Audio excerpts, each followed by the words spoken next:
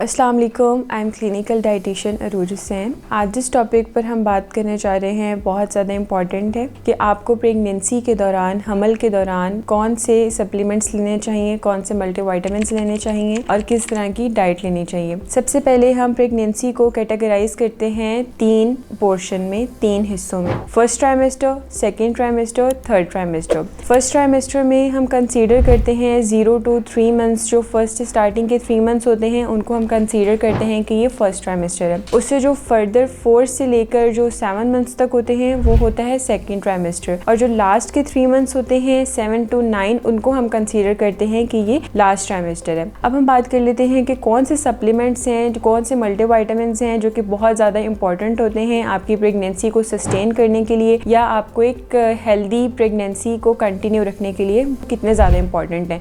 तो सबसे पहले हमारे पास आ जाता है फोलिक एसिड। फोलिक एसिड ये रिकमेंडेड होता है कि आपने अपने फर्स्ट ट्राइमेस्टर में फोलिक एसिड का इंटेक लाजमी करना है, क्योंकि ये जितने भी न्यूरल ट्यूब डिफेक्ट्स होते हैं उनसे आपकी प्रेगनेंसी को बचाता है। उसके अलावा आपकी बॉडी की, आपके जो बेबी के बॉडी के ऑर्गन्स बन रहे होते हैं इस टाइम पे, ना उसका कोई फ्लैश बन रहा होता है, यानी कि ना ही उसके ऊपर कोई गोश्त आ रहा होता है, ना उसकी बोन्स बन रही होती हैं, उसका सिर्फ जो इंफ्रास्ट्रक्चर होता है वो बन रहा होता है, यानी कि उसकी जितनी भी उसकी जो बॉडी है एम्ब्रियो की वो डिज़ाइन हो रही होती है। तो इस टाइम पर फोलिक एसिड का इंटेक बहुत ज़्यादा ज़रूरी होता है। अच्छा, इसके अलावा क्या होता है कि बहुत सी फीमेल्स की ये कंप्लेन होती है कि उनका जो बीपी है, उनका जो ब्लड प्रेशर है वो बहुत ज़्यादा लो होता है। तो लो होने की ये वजह होती है कि उनका जितनी भी जो उनकी कार्डियक सप्लाई होती है, जितनी भी जो उनकी एनर्जी होती है वो सारी उनके जो है वो एम्ब्रियो को जा रही होती है, जिसकी वजह से क्या होता है कि उनको बहुत ज़्यादा वो लो फील करती हैं, वो लेथार्जिक फील करती हैं। तो उनको ऐसा लग रहा होता है कि उनकी बॉडी में बिल्कुल एनर्जी नहीं है। तो उसके लिए बहुत ज़रूरी है कि वो अपने फोलिक एसिड का इंटेक करें। साथ ही साथ वो कार्ब्स का इस्तेमाल करें, कार्बोहाइड्रेट्स अपनी डाइट में शामिल करें। ऐसे कार्बोहाइड्रेट्स शामिल करें जो कि इजीली डाइजेस्टेबल हों, जैसे कि हमारे पास आ जाते हैं पोटैटोस आ जाते हैं, इनमें बहुत अच्छी अमाउंट में कार्बोहाइड्रेट मौजूद होता है। उसके अलावा हमारे पास राइस में, बॉइल्ड राइस में बहुत अच्छी अमाउंट में कार्बोहाइड्रेट होता है। और इसके अलावा हमारे पास कुछ जो है स्वीट पोटैटोस हैं, उनके अंदर बहुत ज़्यादा अच्छी अमाउंट में कार्बोहाइड्रेट होता है। या फिर आपके जो कुछ भी ऐसे जो नेचुरल स्वीटनर्स हैं, या जैसे कि हम बात करें फ्रूट्स की, या हम बात करें डेट्स की, या हम बात करें बेरीज की, ऐसे आपने नेचुरल स्वीटनर्स का इस्तेमाल करना है ताकि जो आपका जो ब्लड प्रेशर है वो आपका रेगुलेट रहे और आपका शुगर लेवल जो है वो लो ना हो। उसके अलावा अगर हम बात करते हैं फोलिक एसिड की, तो नॉर्मली रिकमेंडेड होती है 400 माइक्रोग्राम। हम एक पेशेंट को रिकमेंड करते हैं, एक फीमेल प्रेग्नेंट फीमेल को हम रिकमेंड करते हैं कि आपने इतना फोलिक एसिड का इंटेक डेली करना है। लेकिन अगर कोई ऐसी फीमेल जिसकी हिस्ट्री रह चुकी हो मिसकैरेज की, या ऐसी कोई हिस्ट्री रह चुकी हो जिनकी एबनॉर्मल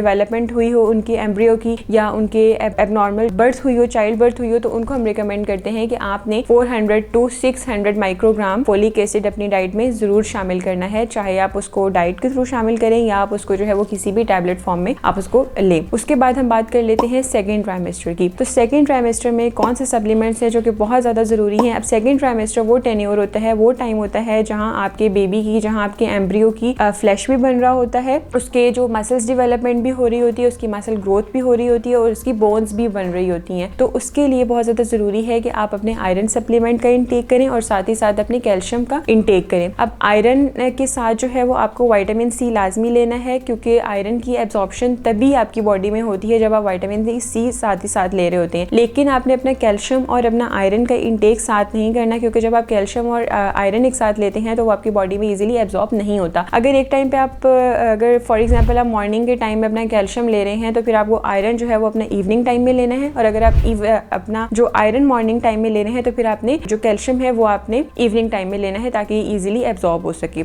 आप उसके अलावा डाइट के थ्रू भी अपने आयरन का इंटेक को बढ़ा सकते हैं। लाइक आप अपनी डाइट में डेट्स का एडिशन करें, आप अनार का एडिशन करें, आप उसके अलावा रेजिन्स की या किशमिश का भी इस्तेमाल कर सकते हैं, जिससे आपका जो आयरन है उसका अमाउंट जो है वो आपकी बॉडी में, HB की अमाउंट जो है वो आपकी बॉडी में बढ़े। और उसके अलावा आप कैल्शियम का इंटेक करें, आप डेयरी प्रोडक्ट्स जितना भी है आप उसका इंटेक करें, जिसमें आपके पास चीज़ आ जाता है, योगर्ट आ जाता है, मिल्क आ जाता है। और उसके अलावा आप जो है वो ज़्यादा से ज़्यादा सनलाइट लें, क्योंकि विटामिन D3 एक ऐसा जो है वो विटामिन है जो कि हमारी बॉडी नेचुरली नहीं बनाती है। या तो हम इसको सप्लीमेंट के थ्रू ले सकते हैं या हम इसको जो है वो सनलाइट एक्सपोजर के थ्रू ले सकते हैं। तो अपने प्रेगनेंसी के टेन्योर में बहुत ज़्यादा ज़रूरी है कि आप ज़्यादा से ज़्यादा सनलाइट जो है वो उसका एक्सपोजर ले, या उसके साथ आप सप्लीमेंट का इस्तेमाल करें ताकि आपकी बॉडी में विटामिन D3 की कमी ना हो, क्योंकि आगे जब मदर ने ब्रेस्ट फीड करवाना होता है बेबी को तो उसके लिए बहुत ज़रूरी होता है, उसकी बोन्स को स्ट्रेंथन करने के लिए बहुत ज़रूरी होता है कि आपकी बॉडी में विटामिन D3 की डेफिशिएंसी ना हो। अब उसके बाद हम आ जाते हैं लास्ट ट्राइमेस्टर पे। तो लास्ट ट्राइमेस्टर जो कि हमारा 7 to 9 मंथ का होता है, उसमें आपने अपना जो आयरन और कैल्शियम की